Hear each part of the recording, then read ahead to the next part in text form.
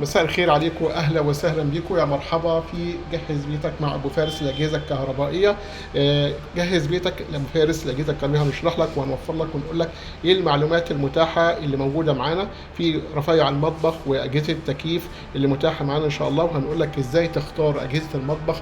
هنقول لك عن افضل الماركات العالميه اللي موجوده معانا في السوق المصري، وهنقول لك عن افضل الماركات العالميه والمحليه المتاحه، وهنقول لك عن افضل شيء ممكن تجيبه، افضل فتره ضمان للجهاز، افضل الشركات اللي موجوده في السوق اللي موجوده بقالها زمن كبير معانا في السوق وبنقدر نعتمد عليها في كل الاوقات، بحيث ان احنا ما نرجعش نقول لا الشركه اللي كانت معانا وقفلت.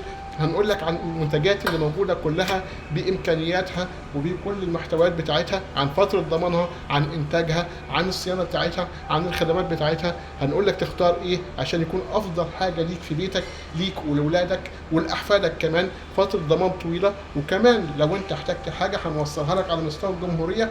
كل ده موجود معانا. لو انت محتاج اي حاجه، في التليفون موجود على الوصف اسفل الفيديو. وكمان لو في اي حاجه مش واضحه ممكن تكتب لي في التعليقات وهرد على حضرتك ونتجاوب مع بعض. كل المنتجات متاحه معانا. تابعوني في قناه جهز بيتك مع ابو فارس الاجهزه الكهربائيه. شكرا لكم.